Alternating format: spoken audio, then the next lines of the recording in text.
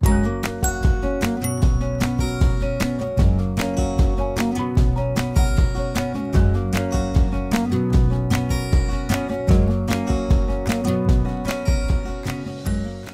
à vous tous et vous toutes et bienvenue dans mon petit coin de paradis, un de mes endroits favoris, et je suis ravie de le partager avec vous aujourd'hui pour une petite vitamine de cœur spéciale. Je veux parler de l'expectative, de l'attente, que dans la Bible on appelle cela l'espoir. Non, l'espoir, c'est bon. L'espoir, c'est biblique. L'espoir se trouve dans Hébreux 11, verset 1. Il dit que la foi, c'est l'assurance des choses que l'on espère ou à laquelle on s'attend. C'est l'évidence des choses que l'on ne peut pas voir. Donc, l'expectative ou l'attente que l'on appelle l'espoir est quelque chose de bon, quelque chose de biblique, car c'est le commencement de votre foi. Donc, nous devons nous attendre à quelque chose. Amen. Nous devons avoir cette expectative. Comme une femme enceinte. Vous voyez, une femme enceinte, quand elle attend un bébé, elle est dans l'expectative. Et ce n'est pas comme de l'espoir humain. Oh, j'espère que ça va se faire. Vous voyez ça? C'est l'espoir humain. Non, je parle de l'espoir biblique qui est l'expectative. On s'attend à quelque chose. Donc, une femme enceinte, quand elle attend un enfant, qu'elle est dans l'expectative, qu'est-ce qu'elle va faire? Elle va commencer à en parler, elle va commencer à s'imaginer, elle va commencer à se préparer parce qu'elle est dans l'expectative. Elle attend un bébé. Mais voyez, cela c'est biblique et cela c'est bon. Mais le problème, c'est que souvent, on met ce genre d'expectative et d'attente sur des personnes, sur nos maris, nos femmes, nos enfants, nos amis, même sur des personnes que nous ne connaissons pas. Mais ce genre d'expectative n'est pas bonne. Pourquoi? Parce que nous créons un environnement où nous allons être peut-être et sûrement déçus, où nous mettons des attentes sur des personnes qui, elles ne sont pas Dieu, elles ne sont pas parfaites et peut-être qu'elles ne connaissent pas vos expectatives, elles ne connaissent pas tes attentes et elles vont peut-être te décevoir. Et qu'est-ce que ça va faire? Ça peut créer une fausse identité, ça peut même créer de la déception, même du rejet.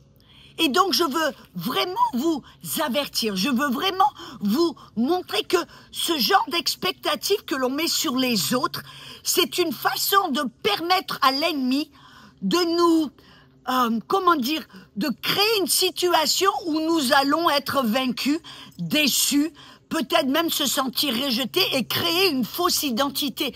Parce qu'après tout, si on avait de la valeur, amen, les gens feraient ceci pour nous, ou les gens me traiteraient de cette manière. Voyez comment il est facile de se créer des fausses situations où on, comme dit en anglais, on se tire dans le pied.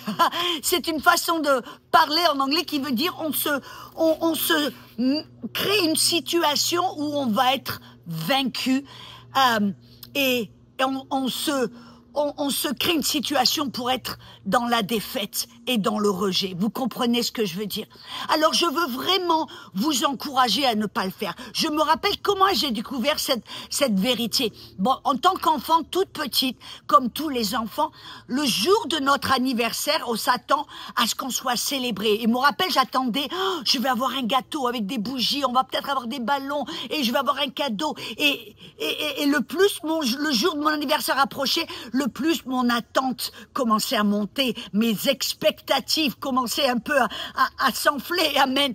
Et très souvent, et je dis presque tout le temps, mon anniversaire n'était pas ou célébré, ou alors c'était quelque chose qu'ils avaient oublié et qu'ils avaient fait, à la dernière minute. Et ça, je le voyais et je le sentais, et très souvent, ça finissait par être déçu et me sentir, comment je pourrais dire, oublié, rejeté. Et voyez, ça en prenait mon identité, en prenait un sacré coup. Et vous dites, mais c'est vrai, un anniversaire, mais c'est rien du tout, on ne devrait pas. Mais voyez, c'était comme ça quand j'étais petite, mais le problème, c'est que ce genre de situations ou ce genre de problème d'expectative qu'on met sur les autres, on le prend et on le porte même dans notre en tant qu'adulte. Je me rappelle quand j'avais été devenue une jeune femme et alors j'avais rencontré le Seigneur et maintenant je faisais partie d'une troupe évangélique et on voyageait 35 personnes ensemble dans un bus. Et ce jour-là, le jour de mon anniversaire, le premier anniversaire avec ce groupe, nous étions en Russie. Et d'habitude, on célébrait les anniversaires de tout le monde avec un gâteau, une chanson, peut-être des petits cadeaux. Et là, ce jour, je l'attendais avec une expectative en me disant oui, ils vont me célébrer, oui, ils vont avoir un gâteau et j'étais tellement dans l'attente. Et ce jour-là, le jour de mon anniversaire, on était en Russie et je me rappelle, il s'est passé quelque chose.